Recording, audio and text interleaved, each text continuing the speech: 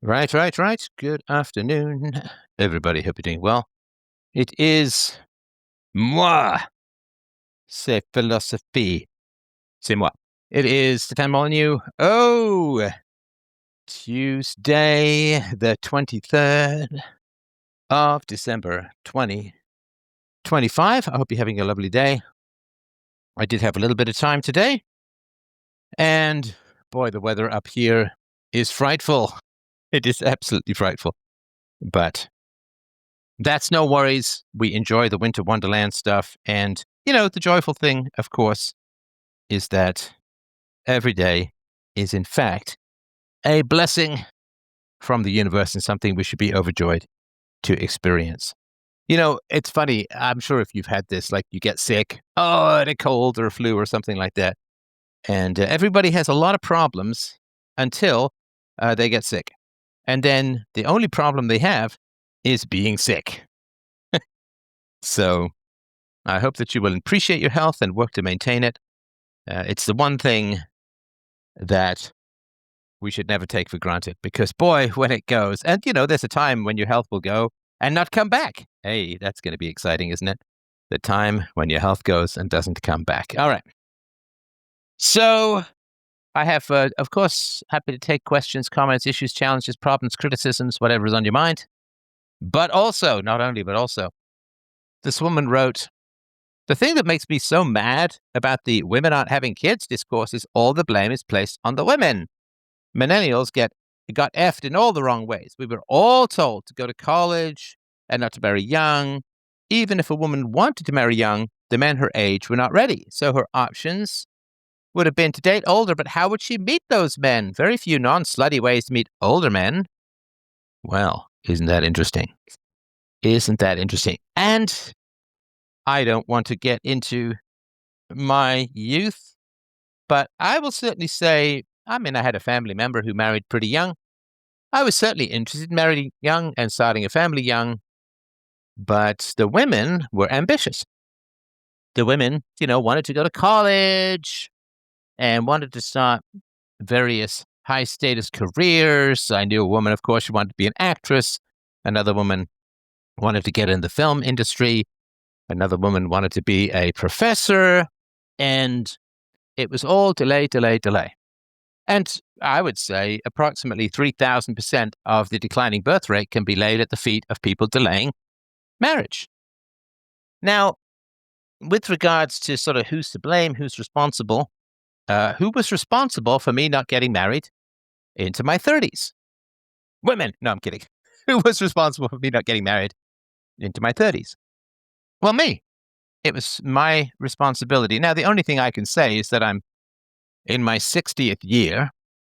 And what that means is I didn't really have access to any counter-propagandistic information, or I had very little access to counter-propagandistic information when I was younger.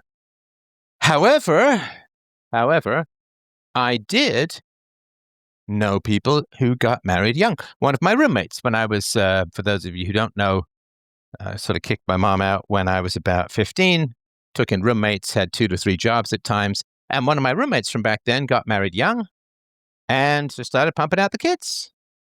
So I can't claim that it wasn't around or I didn't see it. For me, and I suppose this is one of the harsher truths about life as a whole, for me, you can't meet quality until you are quality. You can't get a quality job until you are a quality employee. You can't ask for a lot of value in an economic sense unless you're willing and able to provide a lot of value. And I felt that I had a lot of value to offer, but I could not find quality women who appreciated it. I don't know if you've ever had this, like your first couple of jobs, you may not feel like a very good employee, mostly because when you start working, your managers tend to be absolute crap because good managers end up managing not entry-level people, right? The best managers are managing professionals and high-performance people and so on because it's higher skill, right? You don't put your best surgeons on Band-Aid duty for obvious reasons. So I just couldn't find the quality women. I would say that there were certainly some women that I was attracted to who were, I think, higher quality, but as a whole, they had boyfriends or we weren't in sync, or I had this thing with women that even if I was attracted to them and they seemed reasonably high quality and we hung out a lot, I could not get them. And it's a wild thing to me. I could not get them to commit to dating me, even though we would hang out quite a bit and enjoy each other's company and so on. I couldn't get them to commit to dating me. And listen, I mean, I'm obviously, I'm not to everyone's taste. I will certainly accept that, and that's no problem at all. But what I found quite surprising with these higher quality women, like the women who, were smart and attractive and funny and seemed like they could get just about any guy they could get. But the wild thing was to me that as I was hanging around these women, and, as it turns out, although I wouldn't necessarily say that I would have been a great husband in my sort of early mid-20s, but, by the time I went to therapy and worked out some of my stuff, I've been a good husband and a good father and a decent provider. And freedomain.com/donate. Oh yeah, let's provide.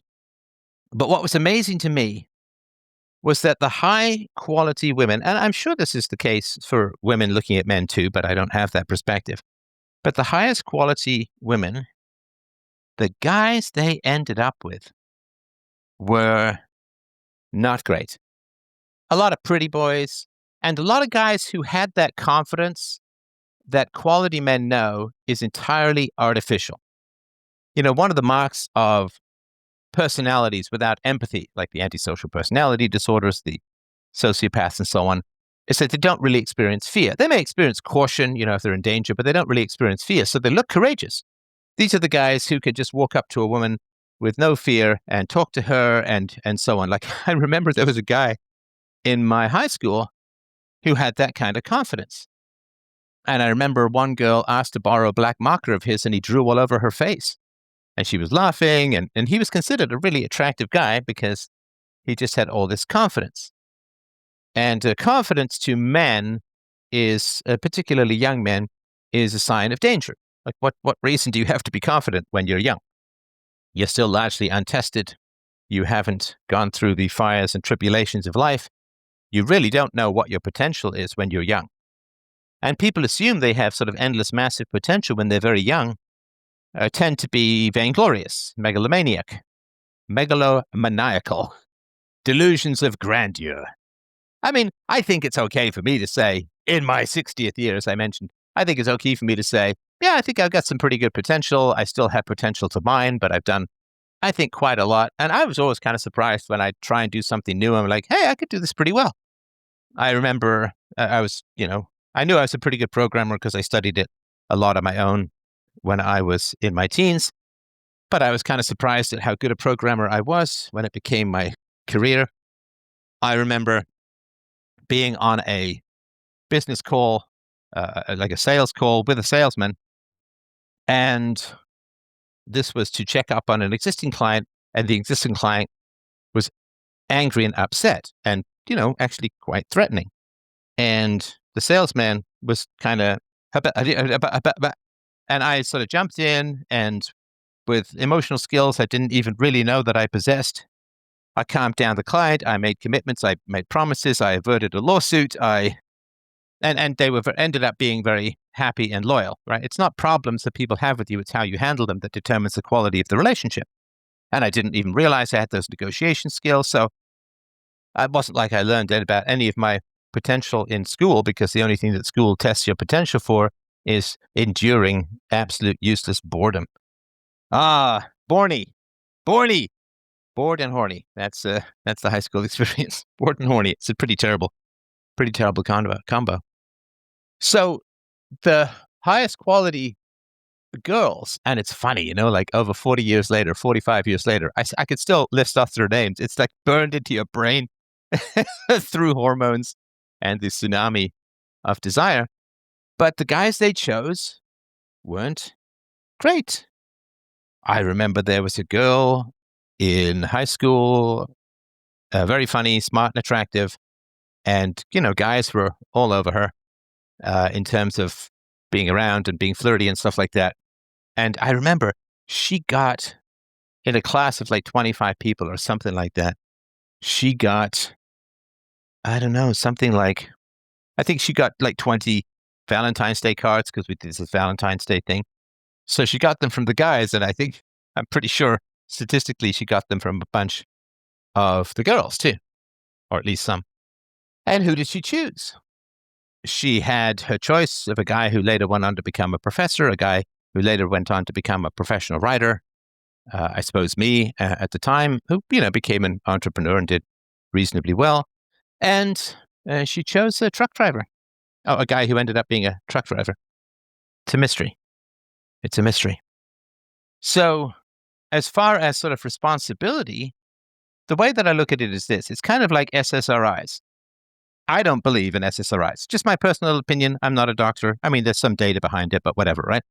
I don't believe in SSRIs. Maybe extreme depression, you can do something with them that's somewhat valuable, but I don't really believe in them. And the chemical imbalance theory has been roundly disproven. I mean, there was doubts about it in the 90s, but it's been roundly disproven recently. It doesn't matter. And then what people do is they say, well, I got on these because the doctors told me, and it seemed to be the common wisdom, and so on, right? But I always look for the hidden benefits, not just the visible costs, but the hidden benefits, what people in the mental health profession will sometimes call the secondary gains. So if a woman stays with a man after he cheats on her, or vice versa, the secondary gain could be, well, because he cheated on her, she now has largely unquestioned power over him, because she can always say, hey, you cheated on me. Remember that time you cheated? So she's always going to win. So because him cheating on her gives her power, she actually gets secondary gains from him cheating, right? Secondary gains.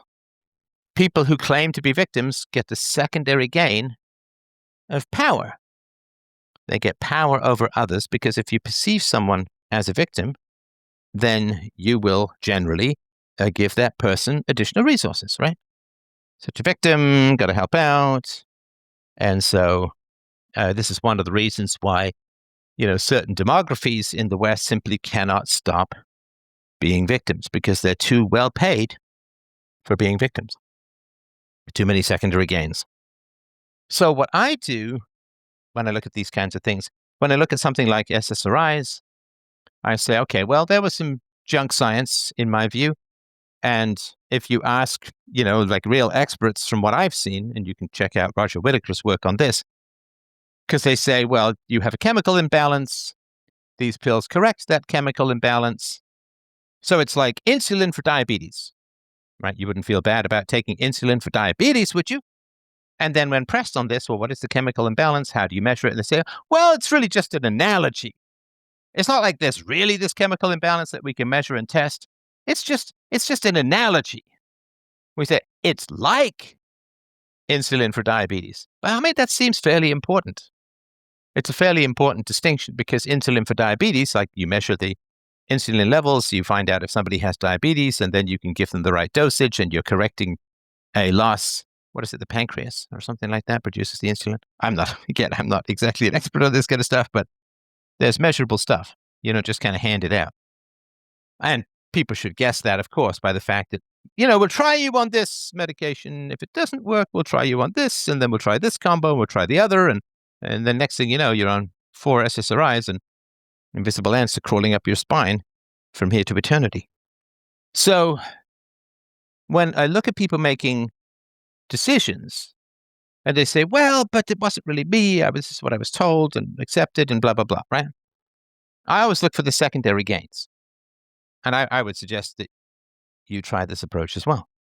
And the secondary gains go something like this. So if you have, let's say, abusive parents, and just to remind everyone, if you haven't been in this conversation for a while, the worst form of abuse in my, obviously, amateur hierarchy, the worst form of abuse is sexual abuse. The second worst form of abuse is neglect. And the third worst form of abuse is verbal abuse. And the least worst form of abuse is physical abuse. Sexual abuse, for obvious reasons. Neglect, because it doesn't give people bad skills. It gives them no skills, right? You isolate, you often hide out, and you're just missing out on these kinds of social skills. And because it's neglect, it's not a vivid loss. It's not a vivid form of abuse. It's not a vivid loss. So it's really hard to deal with. Absence is hard to deal with. The presence of an abusive father is difficult to deal with. The absence of a father sometimes can be more difficult because you don't have anything to work with. You're working with a kind of void. So if you have abusive and or neglectful parents, then often you will end up depressed, anxious, unhappy, dysfunctional, problems relating to people, problems with empathy, problems with self-esteem, and all that. And then there's the people who say, well, that's really tough. I really do sympathize. It's really tough. So what you kind of need to do is maybe go to therapy, confront your parents, work out what was deficient in them, figure out the effects that it's had upon you, learn how to have more compassion for yourself, learn how to get angry, learn how to have boundaries, learn to have all of these things that your parents generally did not allow you to have or actively opposed you even remotely developing. Learn how to have virtues and morals and consistency and integrity. And that's a difficult multi-year journey. For me, I remember very clearly when I first started to get into self-knowledge, I was reading a book in a university called Lakehead, I think it is, a university in Thunder Bay, or as it's locally known, Thunder Bay. In Thunder Bay, with the sleeping giant in Ontario. I was based out of there for my work up north, and I was reading The Psychology of Self-Esteem, which I came in through a friend who was into Rush. Neil Peart was into objectivism. I read Ayn Rand. Through Ayn Rand, I got into Nathaniel Branden, and The Psychology of Self-Esteem is a very good book about self-knowledge. And prior to that, when I had a negative feeling, I just took a deep breath and pushed it away. And it was in that process I began, when I had negative feelings, I just tried to let them inform me. I accepted them. I assumed that they were of value. And I stopped just viewing negative feelings as a wasp to be avoided or swatted away, but never, never to be allowed to land on you and inject its petty venom. Madness! And through that process, I remember I was reading the book on a bus in the winter, going to the gym, because I had a gym membership at Lakehead University when I was 18 or 19. 19, I guess, because they were still grade 13 back then, so you graduated at 18. Then I went immediately to work up north, gold panel prospector, and then when I was in town, I enjoyed going to the gym. Well, I wouldn't say I quite enjoyed going to the gym, but I found it valuable to go to the gym. I've never really loved working out, but it is something that seems quite important. So from that process, at 19, I didn't go into therapy. Well, I tried going into therapy earlier, but I just had you can tell when somebody's just bored and burnt out and not listening and so on. So I tried therapy earlier. And then at the tail end of a on and off again 7-year relationship where I had proposed and then withdrew that proposal, I needed therapy. And I tried again. And it took, and it worked. It was late 20s, so 10 years. 10 years. Now, through my pursuit of self-knowledge and journaling and writing and talking and thinking, I certainly had made a lot of progress in 10 years, but I wasn't really ready for someone like my wife, who is, of course, a mental health professional. She knows her stuff. And so she plays at a very high level, and I needed to up my game, and therapy certainly helped with that. And then through the process of therapy, I had confrontations with people in my life who had done me wrong, or at least I had perceived that they did me wrong. And, one of the reasons why I recommend talking to people who've done you wrong is you find out if you're right or not. Right? So if you go to someone and say, hey, man, I think you did me really wrong. I think you did me down and dirty. I think you did me wrong. And they're like, oh, my gosh, I'm so sorry. I had no idea. Please tell me more. I'll do everything I can, and blah, blah, blah, blah, blah. And they're really sort of civilized and reasonable and healthy and good and all kinds of stuff, right? Then maybe you were wrong about them doing wrong, and maybe the wrong had more to do with you not saying stuff, you not being honest. Because, people aren't psychic, and if somebody's doing something that is annoying or negative or harmful to you, you kind of should tell them, unless they're, going at your knee tendon to the Black & Decker drill or something like that. But you should sort of tell them, and people can't read your mind and so on, right? So maybe when you think someone did you wrong, what actually happened was you didn't tell them. You didn't inform them, right? So if you don't like, I don't know, hillbilly thrash punk as a music form, and your boyfriend really likes it, and you say, oh, I really like this too, and he plays it a lot, but it drives you crazy, and then eventually you say to him, God, I hate this music. Why do you keep inflicting it on me? Well, that's not him being in the wrong. That's you being in the wrong by not being honest and saying, I do not like hillbilly thrash, punk, metal, whatever, right? So sometimes you get mad at people when what you're really mad at is yourself. I'm really mad at this person. Well, have you been honest and told them what's bothering you? No. Well, then you're probably more mad at yourself for withholding facts from people, for feeling helpless in that way. So the reason why it's important to sit down and talk with people who've done you wrong is you find out if you're right or not. And when I sat down with the people in my life who did me wrong, in general, overall, in broad strokes, they did me more wrong. Oh, that never happened. Oh, you're being paranoid. Oh, you're crazy. Oh, that's nuts. Oh, that's ridiculous. Why didn't you say anything at the time? I couldn't have known, blah, blah, when it was like really obvious bad things, right? So you find out if you're right about people doing you wrong. Did they do you wrong? Because if you go and talk to them about it and they do more wrong, well, then you found out something pretty important, right?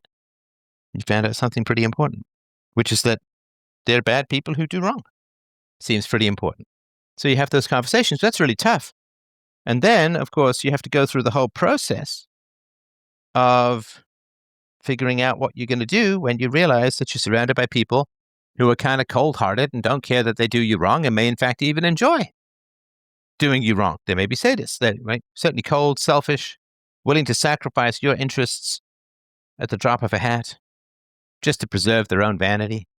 So you might find out that you've got a whole lot of bad people in your life. Oh, that's not fun. That's not fun, because then you have to do your house cleaning, right? You got to clean up.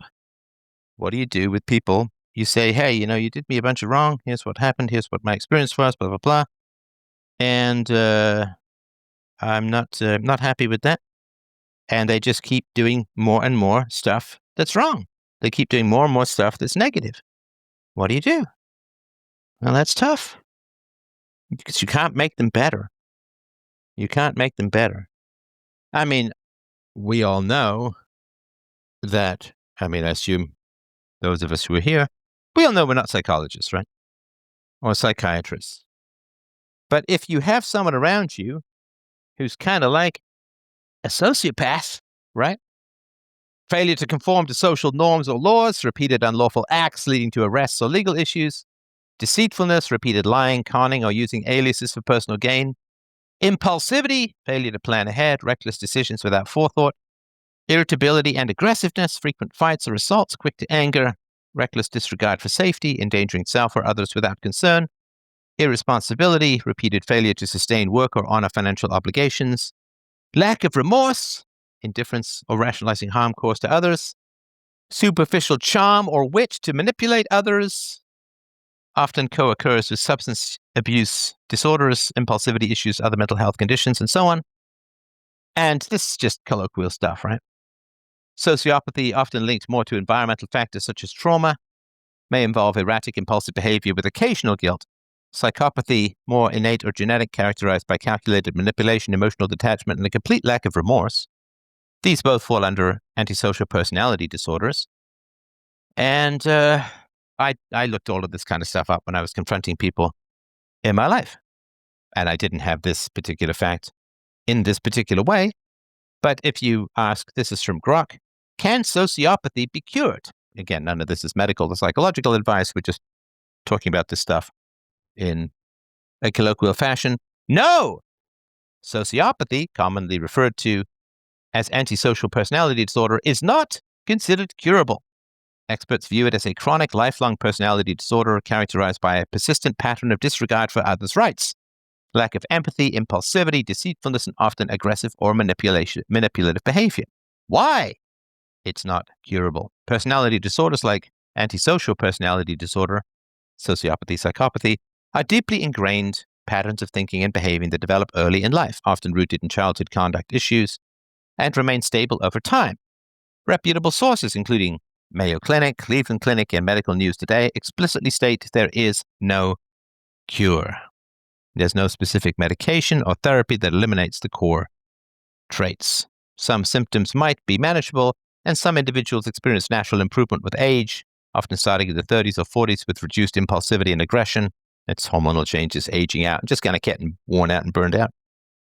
So, yeah, it can't be fixed. Like, even if somebody ends up in an institution, like they end up institutionalized, the people who have complete control over them cannot fix them at all. Cannot fix them at all. You can force them into therapy. You can do just about anything. And you can medicate them. You can give them whatever therapies you consider beneficial. They cannot be fixed. So if professionals with total control and decades of training and experience can't fix highly dysfunctional people, your or my amateur asses certainly can't. It's sort of like seeing somebody with a tumor. Oh, they got a tumor. That's terrible. It's okay, man. I've got a spork, some Vaseline, and some Pam nonstick spray. I'm sure we can fix it. No, you can't. You really, really can't. So secondary gains, right? Secondary gains. Why do people run to pills? And this goes back to the question of why do women defer having families? Because if women said, no, I'm really not going to have sex until there's a commitment leading to marriage, right? Old school, right? Then men would conform to that because men, well, apparently I've read somewhere, maybe in a bathroom stall, that we like sex. There was a study where an attractive stranger went up to someone of the opposite sex and suggested going to bed together.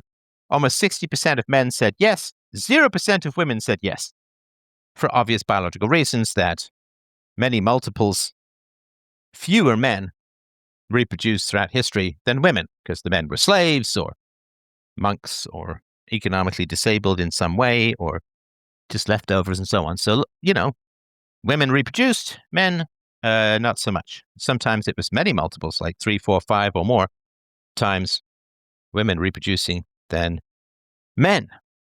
So, yeah, women control this kind of stuff. Now, they say, the old saying that women control access to sex, men control access to relationships. Well, if women as a whole didn't want to have sex or were able to grit their teeth and say, look, until we've got something that's at least heading towards marriage, doesn't have to be marriage necessarily, but it's heading towards marriage. Until that's going down, no, we're not imploding the squishy bits or making the beast with 2 backs or anything like that. We're not starting the fire of life. Well, then that's what would happen. So why do people run to pills for their mental ills? Because, of course, it's a lot harder to do the high, hard road of integrity, honesty, confrontation, and virtue. That's hard. That's hard. And I said this from the very beginning of the show. Turn back! If you know what's good for you, turn back. The music is reversible, but time is not. Turn back, turn back, turn back. And told people, look, if you go down the road of philosophy, it's going to turn you inside out. Or as I wrote in a poem when I was 17, in order to be resurrected, we first have to be put into the grave first. Like we have to first be put into the grave in order to get a new life. And it feels like you're dying. There's the song Asylum by Supertramp, sort of very moving song. I believe I'm dying, when he's letting go of his false self and trying to get to the truth, trying to get to reality, trying to get to the facts. And so people run to pills for the secondary gain of avoiding confrontation. I mean, if somebody had diabetes and the doctor said, well, I think your parents were pretty mean. You need to go and have honest conversations with them, however difficult and unpleasant that will be, and then your diabetes will be cured, people would say, that's insane. What are you talking about? I can't go cure my diabetes by having honest conversations with my parents. So people like to avoid those conversations because those conversations are really hard. It's the Ozempic thing, right?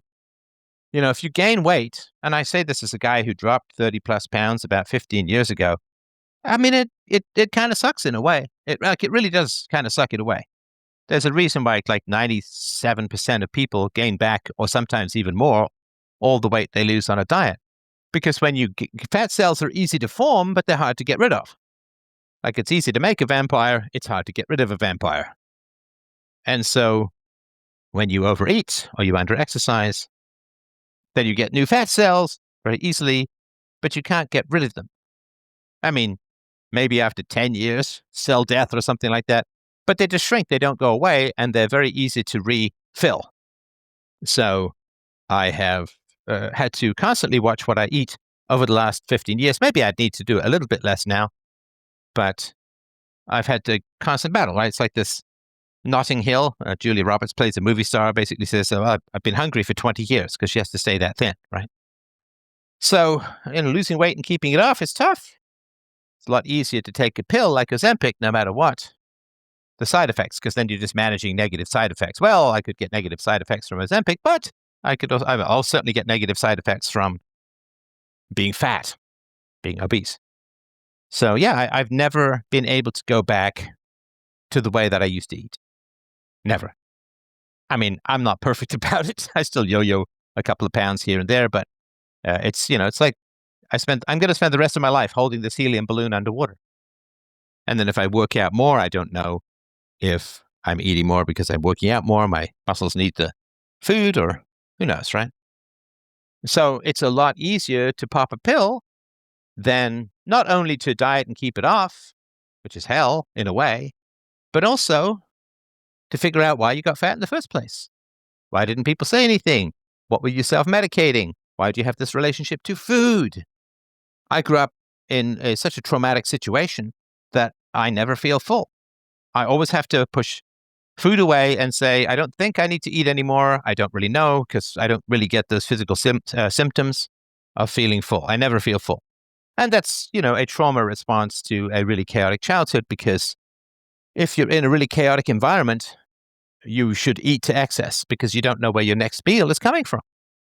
So I don't know, but I assume that the leptin or whatever it is that makes you feel full doesn't get produced with people who've gone through a lot of stress and trauma as children, because that programs your body to overeat because you don't know when your next meal is coming from. And so, yeah, I remember even as a kid going to a McDonald's birthday party for a friend of mine, and everybody was like groaning. They were so full. And the mom was like, finally, like, okay, is everybody done? And I'm like, I could do another fillet of fish. Everyone thought I was joking. I didn't get the fillet of fish. I can tell you, I wasn't joking. I could do another fillet of fish. But that is the reality. So it's just a lot easier. So with young women, say, well, I didn't know, but you have to be really strict and harsh. I'm telling you, to be really strict and harsh. And you have to say, okay, so let's see here. The culture dangled. What did they dangle in front of me as a young woman? What did the culture dangle? The culture dangled, school, university. Ooh, that's fun. I'm going to be around a lot of hot guys, get to go to a lot of parties. I can act in plays. I can do karaoke. There's a free gym. It's a daycare. It's a daycare that runs on generally anti-white stuff, but it's a daycare. I took university exceedingly seriously because I had just spent all this time working up north in minus 35, 40-degree weather. So I was very, very keen to be in university, but very few people there took it seriously. It was a daycare. It was a blast. It was fun. People got drunk. People tried drugs. People slept around. And I remember being quite shocked when I went to university, because I thought that was going to be harder than high school. And you got, 10, 12 hours of classes a week. The rest of the time is your own. So you are bribed with laziness and hedonism. And that's the secondary gain called university. You are bribed with laziness and you are bribed with hedonism. And this is the government. This is the government. So if it were a free market environment, if it were not government mandated or run, and of course, as we know, one of the reasons why people have to go to university is because IQ tests aren't allowed. An IQ test you could do in an hour or 2 or 3. And it is the best predictor by far of your success in a complex environment, a complex job, a cognitively demanding job. It's like a 0.7 or 0.8 correlation between IQ tests and success in complicated jobs.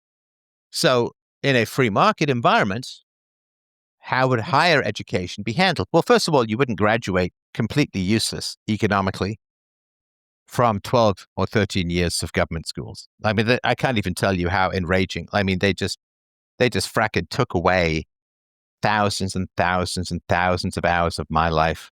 It was like being in prison. I hated school as a whole. I was forced to be there. I had to be there. And they're just robbing people of 2/3 of their childhoods. It's a butchery of young minds. And you can see this, that kids get less and less creative, less and less happy the longer they're in government schools. I mean, they're just sanding down your brain into dusty atoms of bullshit propaganda. It's absolutely horrendous. Absolutely horrendous. I can't even tell you, like, I try not to touch that level of volcanic rage when it comes to how much was robbed of me by shitty schools as a child. Shitty schools, aggressive and pompous teachers, lectures from people vastly inferior. Oh, it's monstrous. I don't want to bust anyone's eardrums, least of all my own, by ranting about that stuff, at least not at the moment. But how would it work in a free market? Well, I mean, let's say that, companies need engineers. So what's the best way to become an engineer? Well, figure out the kids who like building stuff very early on, get them into apprenticeship programs, get them to learn on the job, and give them cognitive tests to see if they fit at all. IQ test isn't just general intelligence. You can, like, there's an object manipulation component. There is a language component, and so on. And there's really G-loaded stuff. G is general intelligence. So repeating a sequence of numbers forwards is, in the IQ test, it's more G-loaded to repeat those numbers backwards because you have to manipulate them in your own mind.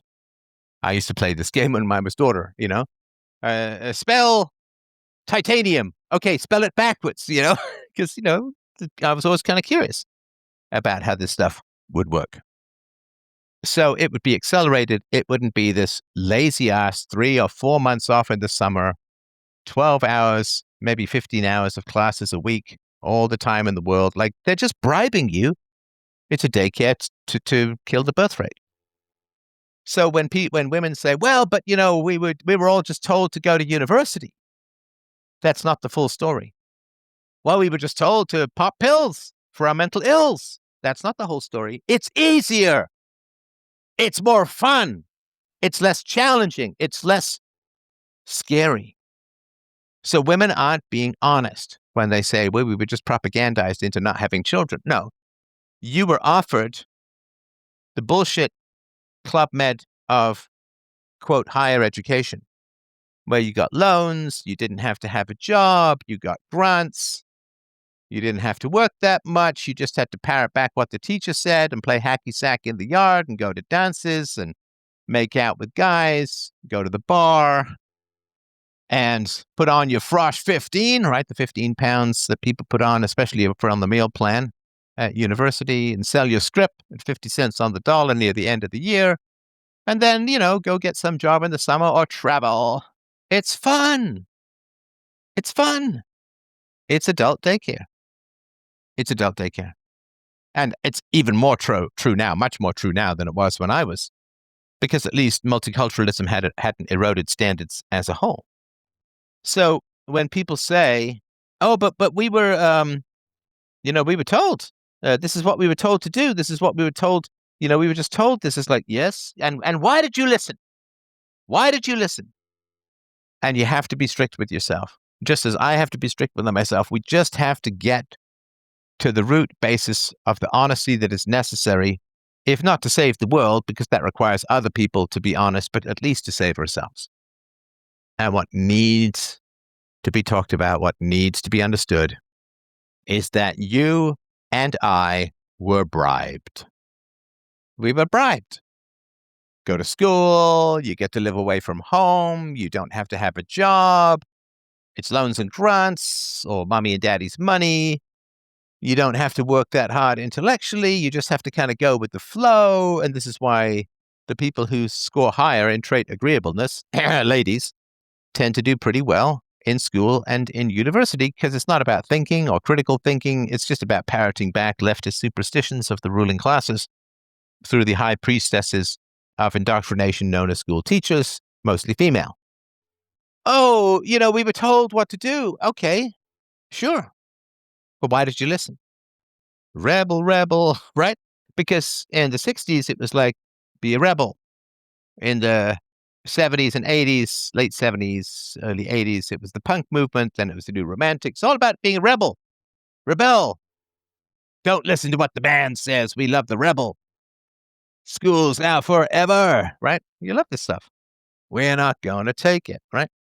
Rebel. Rebel against what your elders tell you. Don't trust anyone over 40. Hope I die before I get old. Rebel. Okay, so why didn't you rebel? Because you were bribed. I was bribed. And maybe you didn't. I took the bribe. Now, I get it. It's not much fun to work your way up and so on. And I still remember giving a presentation to a guy who was pretty high up. And I can't remember how the topic came up, but he said, I am thankfully unburdened by higher education. This guy had moved very high up in a particular organization on a high school diploma.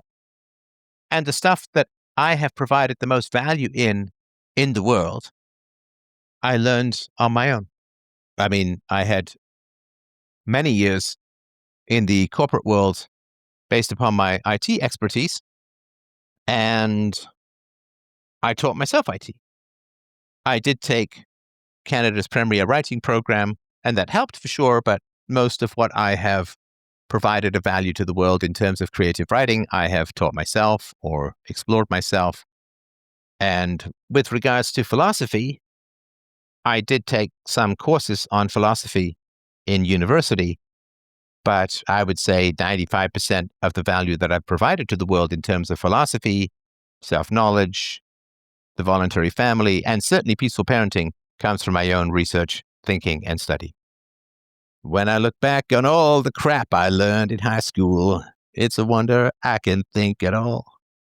Wait, what do you think? 98%, 97, 98% of what we learned in school evaporates in our minds. Gone. Gone, baby, gone.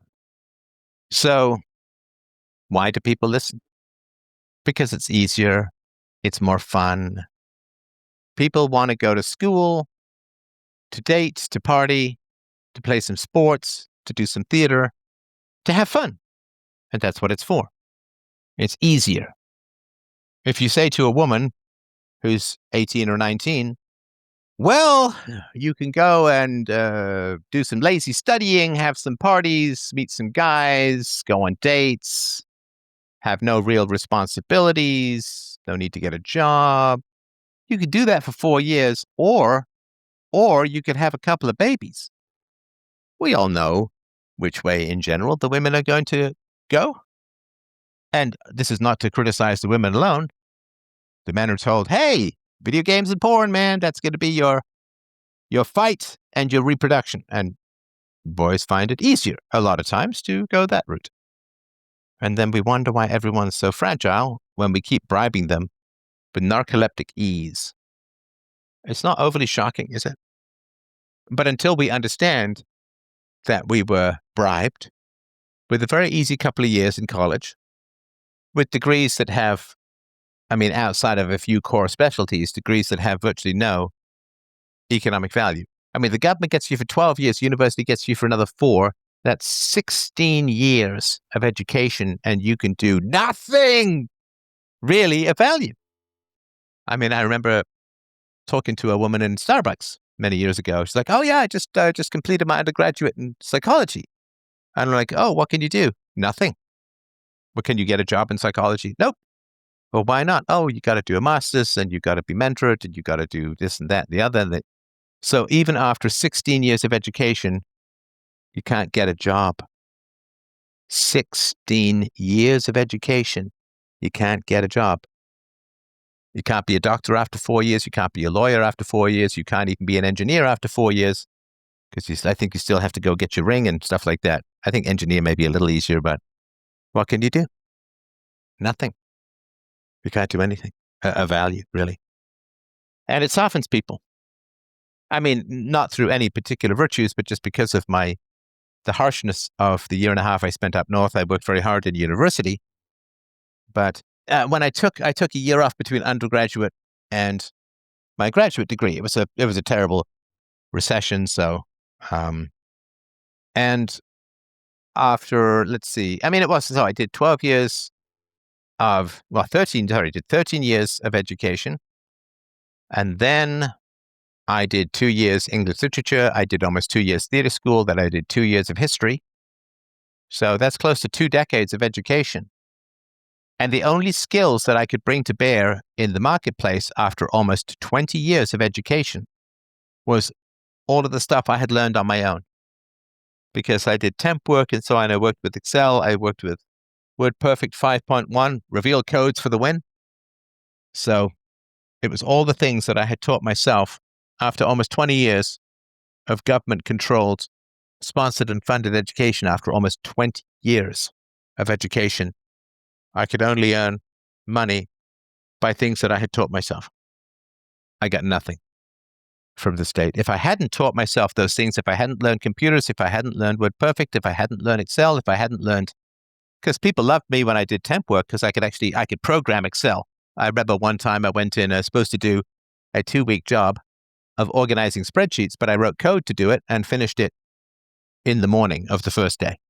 That's why they loved sending me out. But I taught myself all of that. I was teaching myself coding, and I took one computer science course in high school where we filled in punch cards and you'd send them in and get them back the next day. That's how ancient it was. That's how useless it was. The absolutely shocking waste of human capital that goes into all of this stuff is absolutely horrendous. It's like a wildfire of endless temptation that burns through the minds of the young and leaves them with virtually nothing. Well, it leaves you economically negative because you don't have any marketable or productive skills and you're in debt. And I remember seeing an economics professor once go through, he said, I've got hours. I have office hours. You can come to me with any problems. Just come to chat about economics. Nobody comes. He's like, no, this whole term, nobody's come. Like, you're paying for this. And he went through the whole thing. And this is like, I don't know, 30 years ago. It was like $250,000 to $300,000 in direct costs and opportunity costs because you're going to school not making money in the marketplace. And he said, so you're spending, like $300,000. This is US, right? So that'd be about $420 Canadian.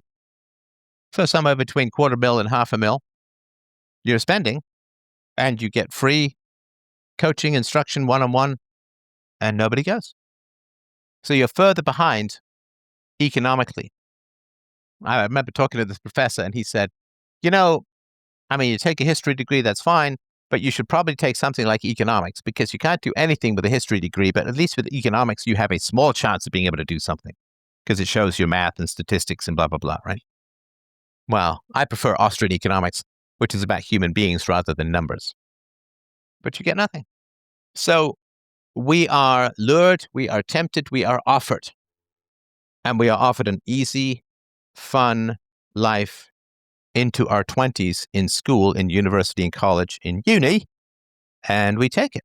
And we don't have kids until much later because then you graduate and you're like, well, I've just graduated. I'm 22, 23, 24. I should probably get a job now. And then you start grinding away in your cubicle or doing whatever you're doing. And then you're like, well, this kind of sucks. Well, maybe I should go get a graduate degree. Yeah, why not? And you go and do that. And then it's like, well, geez, I got to get back into the workforce, 28, 29, 30. Then you look around, most of the good people are gone.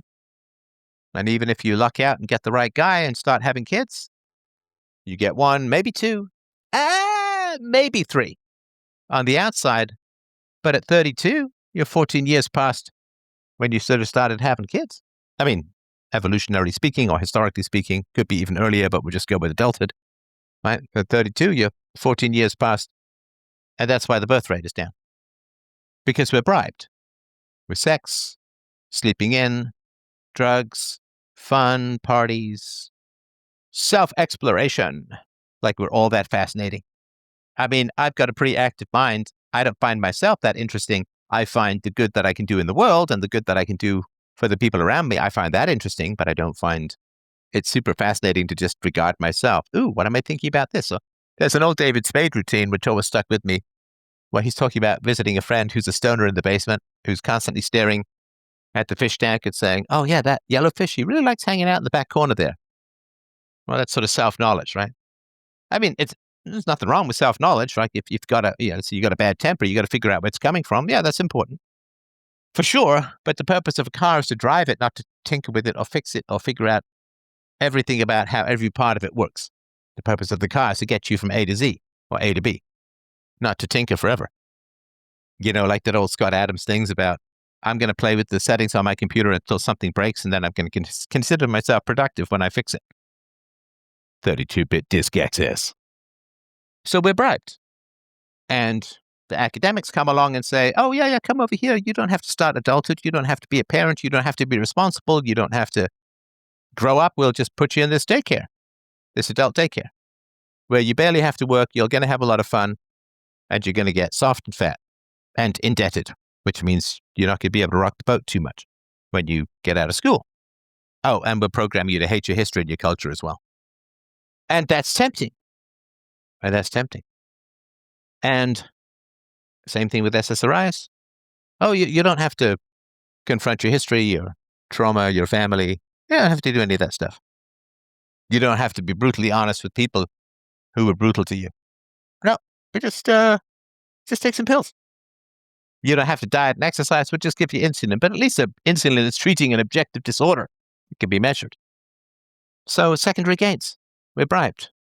We should be aware of that. We should be honest about that. Why is the birth rate down? Because pretty sinister people bribe us to choose hedonism over adulthood, to choose fun over children. Not that children aren't fun, and one of the reasons why people want to go to university is because their high school experiences are so miserable that they're kind of burnt out, depressed, and exhausted by the end of it. It's like, man, I could use a vacation from this terrible government school, exams and shitty jobs that you get when you're a teenager, which, of course, that makes sense, right? Because you don't have any skills. So people kind of depressed and burned out by the end of high school. It's like, oh man, I could use some fun. And you go on these college tours, like, oh, here's the gym, here's the theater, here's the quad. Look, they're playing frisbee golf with the quad. You get these little trams. They're going to pick you up, take you all over college. It's perfectly safe. Here's the dorm room, co-ed showers. Wink, wink. Come to the hell of hedonism, and you'll have fun. And it would never be that way in the free market at all. So, yeah, that's sort of what I wanted to get across when women say, oh, yeah, well, we were sort of told to go to college. We were told to do this. We were told to do that. It's like, yeah, but why did you listen? Lots of people tell you lots of things. Lots of people tell you lots of things. Why do you listen to the one that's easiest in the short run and most fun in the moment? Because the people who are bribing you know a lot about how to bribe you. They know a lot about human temptation. They're devilish. They know a lot about human temptation. They know a lot about how to sell stuff to people. And they're very good at what they do. Like con women are very good at what they do. They know which buttons to push. They know who to target, how to seduce them into doing what they want. So it's not necessarily shameful to have been seduced into abandoning procreation and adulthood for the sake of adult academic daycares. But it's not what you were told. It's why you listened. And if you're really strict with yourself about why you listened, it's because it was easier. It was more fun. It was better. And deep down, you knew that you were choosing the easy path. You knew that. As did I. Everybody knows it deep down. Why do people grab at pills? Because it's easier than confronting child abuse. Why do people jump into adult daycare?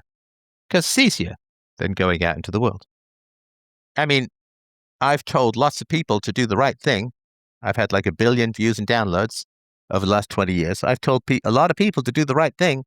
They don't listen to me because what I offer is diet and exercise, not a pill with horrible side effects. So if people gravitate towards the person giving them the free, cheap, and easy route as opposed to the high, hard, difficult road, they can't blame that they were told. Because I, and of course countless other people, say, well, you have to do the right thing, or you should do the right thing. It's going to be hard as hell, but it's going to be worthwhile. And you get to actually know that you're doing the right thing in this world, even though it means evildoers will hate you.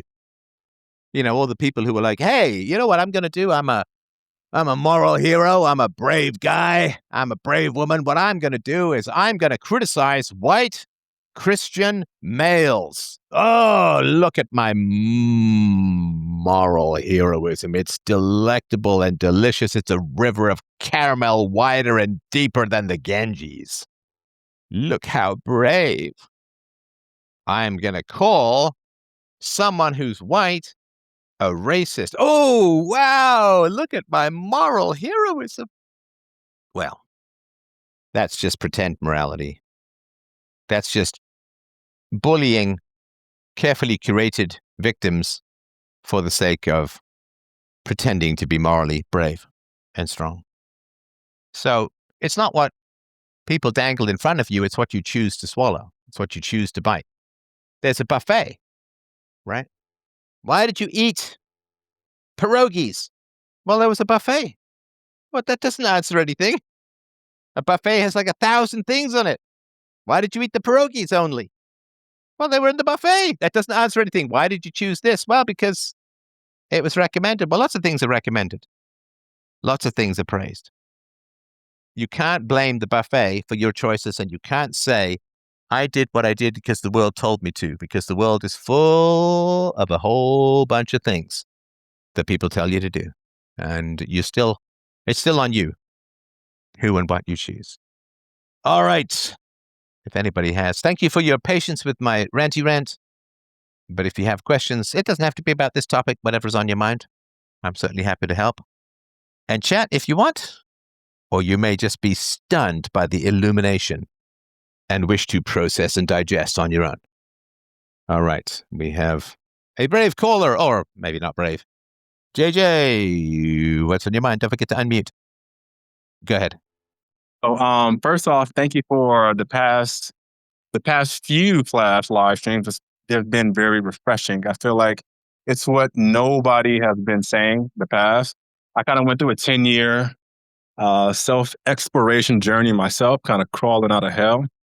What you're saying about the birth rate is true. I'm 32, and I have like this crazy burning desire now after all of this discovery, conflict, things of that sort, and just, I would say, rebranding myself to be the man that I want to be. So I think about university. I went to university also. And what did you take as a there? joke. So I went there to go for quote unquote pre-med, but I didn't have the math skills, so I studied how would you say this? What the hell? I heard there's some sticks. A grievance study. Put it like Humanities, that. yeah. Yeah. So, AKA Whitey Bad, male bad. yeah, Western pretty bad. much. Yeah, pretty much. So I didn't like what I was studying, but I was just trying to hurry up and get out of university just so I can get into the workforce, because I was like, all I'm doing is delaying the inevitable. And so even in high school, I couldn't get a job to save my life. And I was like, all right, I either got to join the military or I got to go to college. Because I couldn't get a job at the refinery. I couldn't get a job at McDonald's. I'm talking nobody would take me. The trait that I saw, kind of obvious, they're hiring people from like other demographics or other countries, I would just say flat out. They're not hiring any men, let alone any men with any testosterone. I was losing my shit as a teen. So yeah, I definitely took the easy route, but trying to take a better route. So yeah, I studied that in university, complete waste of time, complete shit show there. I was like, this is all a joke. I thought, because leading up to college, I read a book every week for about a year and a half, 2 years, and I journaled every day for about 2 years also. So I thought when I got to uni, I thought people were going to be self-reflective, all into just education and wisdom, and I guess liberal in terms of like a free mind, not like political views. That's what I thought I was going to experience, but instead it was just a complete daycare. And I think about the birth rate because, I mean, yeah, I wanted kids early. And I was like, holy shit, like I don't have any skills. I can't get a job. I have no income. But coming out of university, I mean, that was like the hardest. Those first 2, 3 years were like absolute hell. And once I got on my feet, COVID Sorry, do you hit. mean after university? Yes, after Yeah, yeah. university. Sorry, go ahead. And then right after, I finally got on my feet. I got into sales. I was making a little bit of coin, not a lot, but just some coin to like feel good about myself. COVID hit. Okay, so I'm sorry, like, and I get to the COVID stuff in a sec. But brother, what happened with the sales skills? How did you? Because you don't generally get those in university. So how did you develop the sales skills? Were you mentored, or you have a good talent that way, or you read books? So how did you get the sales stuff going? yeah. So the reality was right after college, I had got into education because I had a useless degree, and I said, hey, I need a skill that's going to pay me and it's going to be worth my time investment. So how I got it, I had a mentor when I got into the gig, my managing partner, right? So, I mean, I guess I would say because I had read so much before going into it, I think that gave me an advantage coming in. And then I just wanted it so badly, like just sheer willpower. Like I wasn't going into any other field. I was not going back to college. Like this had to work. Um, and I would just say I'm kind of a smart dude. I am a little bit nervous about my intelligence just based off of one of your tweets about 2 or 3 weeks ago. You Oh, were what saying was the tweet? online. It was like, yeah, online IQ tests are bullshit. And I was like, oh God, like I might not be as hot as I think I am. I saw some guy on your thread. He was like, I thought I was hot.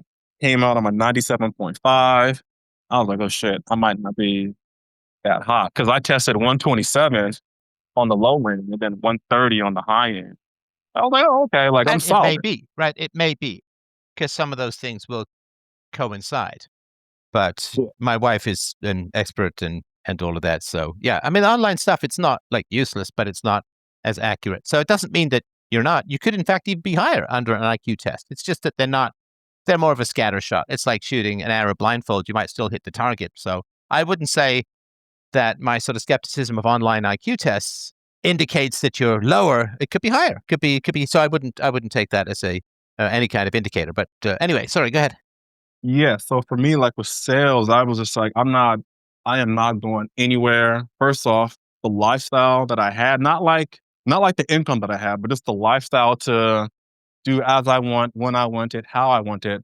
And I got to be around some like big players that were making real coin, like 7 figures, right? And I looked at their lifestyle. They had credibility. And the fact that their children loved them, they were in their kids' lives, they were married. And it really revamped my whole, the way I thought. Because it wasn't until I turned 28 that I actually understood that parents are supposed to help their children, right? I thought everything was supposed to be hard up until a few years in the sales game. So to kind of answer your question, how I kind of got the knack for it, I mean, I might be, I've been a well-read kid, um, like all throughout kind of elementary, middle school, and kind of fell off in high school. But yeah, I read a book every week um, before the 2 years I went to university. Journaled every day for 2 years. Um, and I mean, because I would say maybe not causal, but because I mean, kind of usual stuff, not having any love. I'm probably was trying to seek the approval of others. So I would try to be me plus. I think you coined that phrase, the me plus. Um, and I think that's what it is. And I got into an industry where it was based on logic and not just twisting somebody's arm and being unethical. I don't know if that answers your question, but that's kind of No, I that's get my that. perception. No, I appreciate that. It's a great update. And I'm sorry, I rudely interrupted you right when you were about to get to your COVID story. So if you could continue with that, I'd appreciate it. Oh yeah, so I had started to have some decent little success. Nothing for me, it was not like, oh, I'm making all this money, but for me, because it was pure commission, right? I started having consistent income coming in. I could buy better suits, right?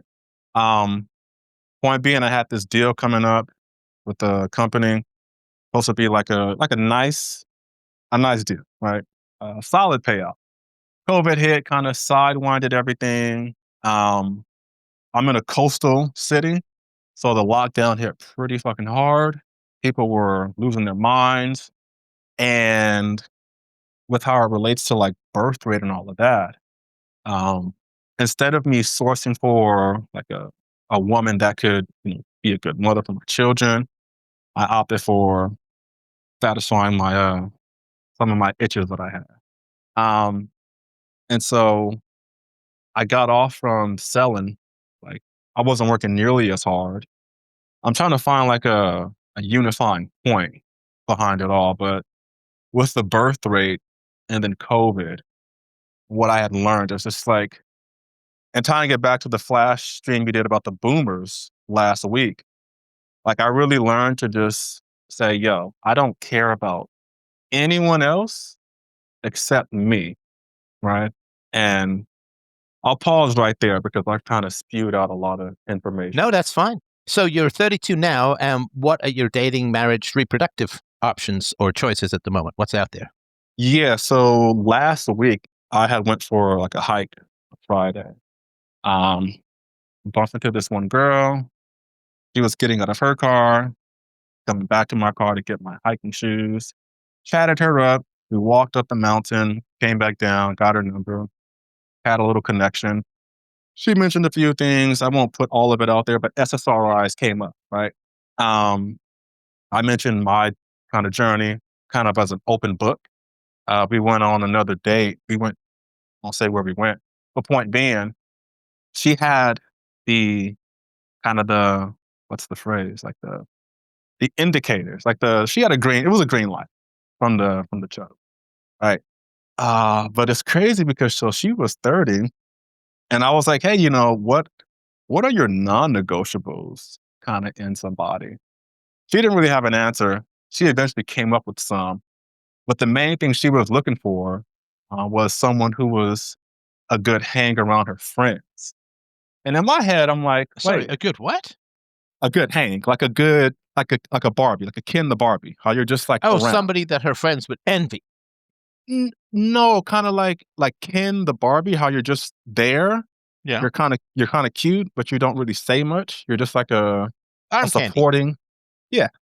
Okay. Yeah. So that was what she was looking for.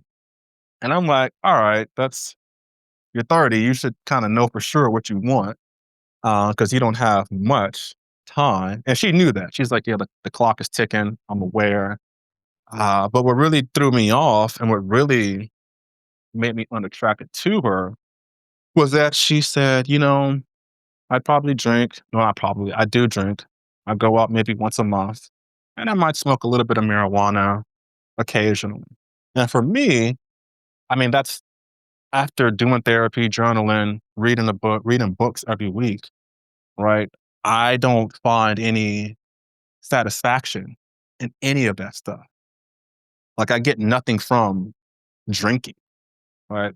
If I ever drink, it's out of like, okay, I'm in a social environment for work and to not just be a complete oddball out. I'll have a bourbon, neat, limited to one drink, maybe two if I'm there alone. But I'm definitely not smoking. Um, so when she said that, it was kind of like, man, you're actually like you're a good enough of an opportunity. She was pretty face, blonde hair, blue eyes. I mean, she dyed her hair, but she could pull it off as natural. Blonde, blue eyes, 5'2", nice smile, real soft skin, useless degree, right? But she came from wealth. And so to answer your question, what I would say my dating life is for me, I feel like I have to play catch up because, well, let me pause right there and make sure that you follow everything. Yeah, and what industry does she work in? Entertainment. Okay. And is it the kind of job that she would ditch to have kids? Because that's a big question to ask. If you want to homeschool, if you want to have, breastfeeding for 18 months and 2 or 3 kids, I mean, she's going to be knocked out of the workplace for 10 to 12 years. Is it the kind, because it's the thing, say, oh, yeah, why do men not want to date lawyers or doctors? And it's like, it's not, oh, they're so smart. It's like, no, we love intelligent women. That's great. You got to have a conversation for the next 40 years. You want someone smart around. It's because they're not going to ditch those careers to raise your kids, which means some stranger's going to raise your kids. And it's a weird kind of polygamy to say, well, here's my first wife and she goes to work. And here's my second wife and she's the maid and the cook. And here's my third wife and she's the nanny to raise the kids. And it's like, it's this bizarre Middle Eastern planet where the female labor is divvied up and it's not considered cheating on your kids. So does she have the kind of job where she'd say, oh, yeah, kids, yeah, I'll definitely take that over what I'm doing here? Oh yeah, no. I mean, I kind of already broke it off with her after a couple of days. It was no point of me even trying to get sex out of her or have her get sex out of me, just because getting emotionally attached and then splitting, it's not, the juice isn't worth the squeeze. Well, right? and the opportunity costs of a better woman might come along while you're wasting time with Blondie, right? Exactly. Right. And the other thing too is you don't know the person. I mean, if they're on SSRIs, it's like, I don't know who you are because they're personality altering. So how do I know what you're like if you're not on SSRIs? I don't know. So, I mean, you could be better, you could be worse, but you won't be the same. Exactly. So it is not, it's like meeting someone who's high. It's like, I don't know who you are because I'm really only talking to the drugs, not the person. Yeah. So like for me, my dating life, so marriage, I want kids, at least 3, maybe more. So I would say, so back to the point, I'll say that I feel like I'm playing catch up because my high school dating was stymied. College dating was like stymied just from being extremely stressed. So with the birth rate stuff, everything you said, I mean, it really hits home. And like for me now, I have all these bells ringing. Like, all right, you got to figure something out now. Like, you have to have your filters up. You can't say, oh, well, she's good looking enough. Well, I mean that is true, but I mean, like, in terms of like the non-negotiables, because this chick, she was like, "Oh, now that I think about it, oh, no MAGA." What else did she say? She was like, no MAGA." And she made that a big point, and I was like, "Why is that such a big point for you?" He was like, yeah, I mean, if you're straight, don't you want a MAGA guy? Because leftist men are halfway to women. "Yeah." But she was like, "No MAGA," and so I told her, I was like, "Look, even if she brought up religion too." I was like, "Look, whether you like Trump, hate Trump, particularly, I don't care for the guy all that much, but I'm not a hater, right? I'll give the devil his due. Love him, hate him, like, he's accomplished some great things in his own life with respect, right? Respectfully." But I was like, look, people that focus on politics have some underlying issues. Like, that should not be the first subject that comes up in a conversation. Well, and I know, but that's not anything to do with you. That's just to do with her friends. Because women who don't get married tend to bond with their often loser single female friends. And then it's like, it's not whether she cares about MAGA. It's whether her friends will be like, you're dating a red cap? Oh my God, what's the matter with you? Right? So that's the issue. And that's a funny thing too, which is sort of a modern phenomenon. Hey, can I just get your permission to rant for a moment? Would you mind? Yeah, go ahead. And this comes from some personal experience. And I will also add, and you know who it is if you're listening. A friend of mine went through this rather recently, which I found outrageous. Outrageous. So I won't get into any details, but a friend of mine started getting involved with a woman in her 30s, heavily in debt, didn't like her job. And boy, did she have demands. Boy, and it's like this woman, honey, you're in your 30s. You got to lower your demands a little bit. If nobody's hiring you, you have to lower your salary requirements. Well, I want to be paid $1 million a day to scroll TikTok. All right. Anybody offering you that money? No. Okay. $2 million a day. $3 million. It's like, no. You're going in the wrong direction. You don't ask for more when you have less to offer. You don't ask for more when no one's hiring you as it is. If I were to say, well, I'm not going to do a show unless I get at least $10,000 in donations before I start. Well, let's just say there'd be a whole lot of radio silence because I ain't no big shot that way. So women in their 30s, I remember in my early 30s, I dated a woman in her late 30s. And I won't get into any particular details, of course. It's not her fault that I have a public platform quarter century later or more. But she had a kind of nothing job, late 30s. Oh my God, did she have demands? This is the woman who told me, you know who's really attractive? You know who's really attractive? David Beckham. I mean, my gosh. I mean, I think he's got hair plugs, but let's forget that for a moment. He's good looking. He's got a great physique. He's made a lot of money. And I'm like, yeah, I'll agree with you. David Beckham is very attractive for a woman. Tall, good looking, charismatic, great physique, lots of money. Yeah, it's very attractive. No question. But he married a Spice Girl. And even he seems to be somewhat exasperated by her from time to time. You know that meme? Be honest, right? So that's the wildest thing, is this absolute inability to adapt to lower demand and higher need. And it's tough for women because, of course, when they're very young, guys, if they're reasonably attractive, guys are throwing themselves at them like kamikazes on a battleship. And maybe that's not quite the right analogy, but I think you get the general imagery. And so they're used to just, fending and fielding off all of these guys. And of course, because these guys are looking mostly for sexual access rather than full commitment, they can get much more attractive guys because a woman's sexual market value isn't based upon, and I see that somebody else wants to talk. I'll talk to you in a sec. Appreciate your patience. A woman's sexual market value is not based on who'll sleep with her. It's based on who'll get down on one knee, pull out a ring, and propose. That's your true value. My true value, when I was in the workforce and I was looking for work, my true value wasn't the interview. Hey, look, I got a lot of interviews. I'm sure I can pay rent with that. Nope, interviews are a cost. It's job offers. It's the only thing that counts. Now, interviews are necessary but not sufficient to get job offers. But going for an interview, especially when I can fake my resume. Let's say I can just lie about my resume. I can just make up stuff. Oh, I got this degree and I had this experience. Just make stuff up. Just lie. Like makeup and Spanx and reducing your body count verbally, right? So let's just say I can lie. Oh, look at that.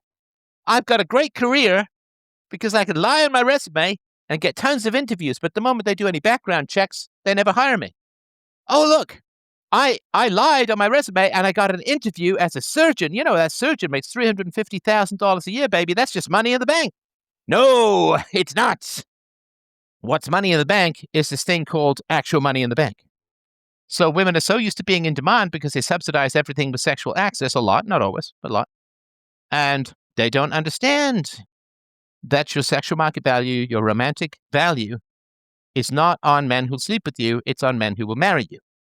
It's not on men who want to put their dick in you, but want to get a baby out of you and stick around to raise it. That's what you're worth. But then because women are so heavily subsidized throughout their 20s with sexual access without the requirement for genuine commitment, and they really have a tough time noticing the passage of time, and what they do is they say, well, I am more valuable now at 34 than I was at 24 because at 24, I didn't even have a degree. I didn't even have an income. I didn't even have a career. I didn't even have travel under my belt. I didn't even have more experience in the world. It's like, that's not a value to a man. Because quality men want to marry a woman whose values they share so that she can bring up the children in the values that they share. So if a woman says, well, I'm more valuable because of my income, my career, my education, my travel, my romantic experience, my money. No, that's what women find attractive in men, not what men find attractive in women. This weird solipsism where women think that what they find attractive in a man is exactly what men will find attractive in women. Like, both sexes are equally attractive for exactly the same reason, one just happens to come with boobs, is not even remotely true. And this is because women have given up asking what men want.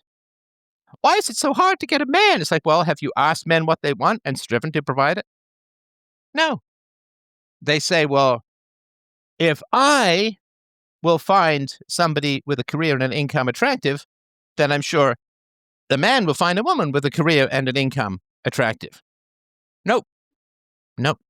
Because we want women to stay home and raise our children. There's not much point having an income to pay some non-native English speaker from some incompatible culture a whole bunch of money after taxes to raise your children in the ways of the Middle East or North Africa or wherever. Nope. That's not a thing. It's like, for a woman, it's like, I want to get married to a guy so that I can have long, deep conversations and perhaps sex with a completely different guy. Well, I want to marry a woman who's going to be the mother of my children, but I don't want her to actually be the mother of my children. I'll outsource that. So women in their 30s are beyond confused about where they stand. You know, if I'm selling a house for X dollars and nobody's offering it, nobody's making any offers, maybe a couple of people come by and have a look at it and they're like, whoa, no, thank you. That's like dating, right?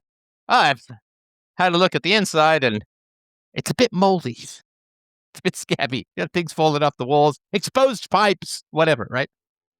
So I got a house and I'm selling it. A couple of people come by. I don't get a single offer. And they're like, you know what? I'm going to raise the price. Nope. If you're not getting any offers, you got to lower the price. And if you're not getting any offers of marriage, you must lower your standards, lower your requirements, lower your demands. Or it's all complete nonsense. And that's another thing that kills the birth rate, is that women are told to never settle. And that's just demonic vanity that kills the birth rate. You deserve it all. You're a princess. Nope. If you were a princess, you'd be married off to some inbred Habsburg for the sake of cementing a military alliance. But that's not what's happening these days. Thank you. Great call. I appreciate that. All right, Kale. I do believe we have talked before. What is on your mind, my friend? Don't forget to unmute. Hello. Hello. Merry Christmas. How you doing? Hey, I appreciate you taking my call again. I was just going to say, you know, I resonated a lot with what you were talking about earlier about the public school and the rage you feel after getting all that time wasted. Stolen. Just wanted to, oh, yeah, stolen for sure.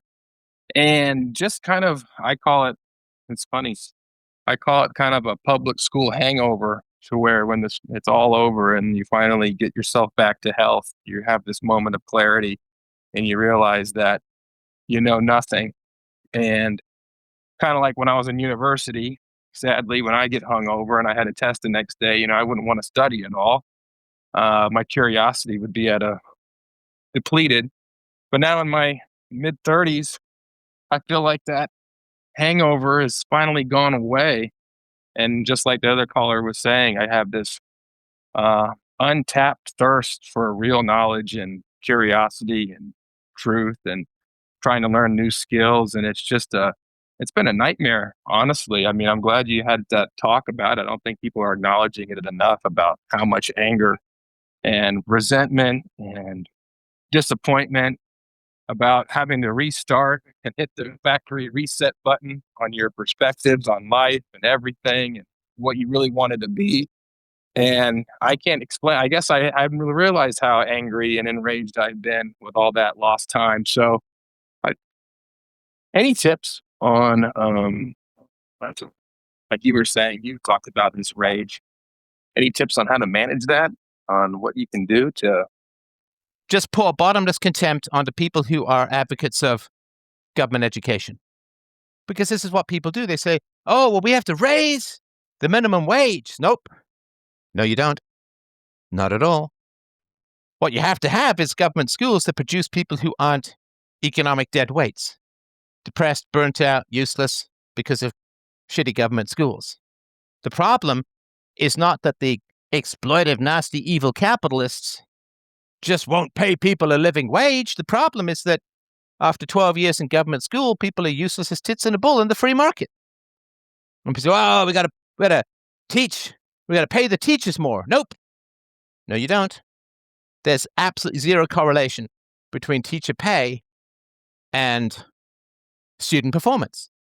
Can you imagine somebody's a really great teacher, but because they're only making $80,000 a year with 2 months off in the summer, you can't get fired, endless benefits and pensions. They say, well, I could be a really great teacher and really inspire my children, but until I get $83,000 or $84,000 a year, I'm just going to be really shitty. I'm just going to yell at them. But boy, if you give me a couple of grand more a year, I'm going to become a great teacher. Imagine that. Imagine. I mean, that would be like me saying, well, unless I get a certain amount of donations every show, I'm going to do bad shows, have bad conversations. That would be terrible because I should have the passion for philosophy itself. So the way that you get rid of the rage, or the way at least you act on the rage, is when people start talking about what's needed and necessary in government schools. You say, nope, they're terrible. You graduated at grade 12.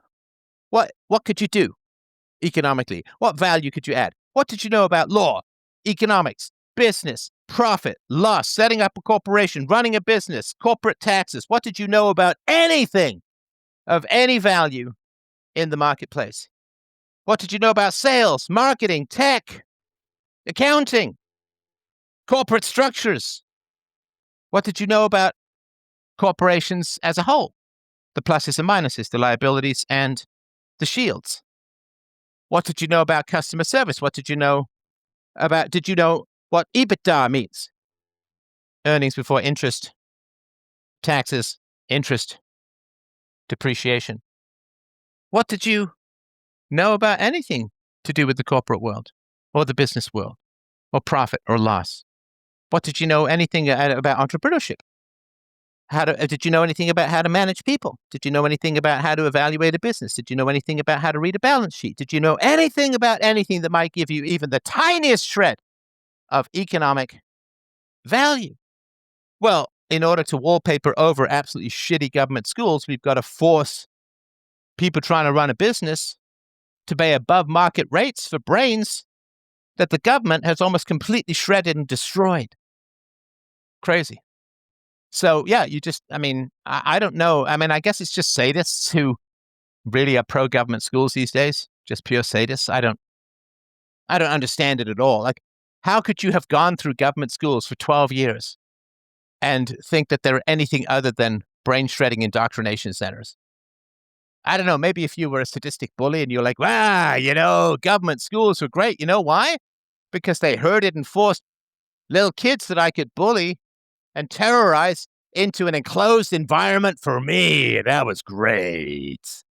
Fantastic. I didn't have to go out and hunt victims who might be able to fight back. They put me around kids half my size. I could shake them by the neck and get all the lunch money I wanted. Maybe those are the people who like government schools. Or, of course, the people who are very big and keen on indoctrination. They sure love those government schools, too. But I never let it go by. Like, if I see it online or if I'm in person and somebody starts talking about government schools, oh, the teachers are so heroic and noble. No, they're not. No, they're not. If they were heroic and noble, they'd be coaching and tutoring in the free market, in the private sector, online, podcasts, whatever, right? I mean, think of all the people that I've educated on philosophy over the last 20 years. Probably easy 50 to 100 mil people, right? That's assuming 5 to 10 podcasts each, billion people, or billion downloads. Tens of millions at least, maybe 100 million, maybe more. Of course, there's books as well. How many people have I exposed to philosophy? Population of a couple of major countries. I did that for the love and passion of philosophy and a sincere desire to help the world, and freedomain.com/donate. I appreciate that too. But now teachers, see, they don't have any control over me anymore, so I could be honest. No, they are indoctrinators, they are exploiters, they are liars, they are greedy, they are entitled, they are leftist females for the most part, and leftist males, of course, too. So, the way that you overcome your outrage at having had 12 years of your life worse than stolen from you, but it's one thing if somebody steals from you, it's another thing if they steal from you and break your legs. So it's not just that you lost 12 years, it's that you emerged cynical, embittered, traumatized, angry. And if you say the truth about this to people, they kind of freak out, if that makes sense. Does that help at all? And sorry for the silent bit earlier. Oh, I think we lost him. All right. Any other questions, issues, challenges, problems? Really appreciate your time today. I will, of course, I don't think we're doing a show tomorrow night. It's Christmas Eve, right? So yeah, we're in sort of Christmas hours. At the moment, a couple of housekeeping items. Of course, freedomain.com/donate to help out the show. Shop.freedomain.com for your merch. Peacefulparentingbook.com for the book. And we now have a print version of my novel, The Present, which actually I wrote after I wrote my novel, The Future. But my novel, The Present, is now available. fdrurl.com/presentprint. fdrurl.com/presentprint, which is the print version of my novel, The Present, which is very good. It's a very good book, in my humble and completely objective and unbiased opinion. So lots of love from up here, my friends. Thank you so much for a wonderful chat, and I'll talk to you soon. Bye.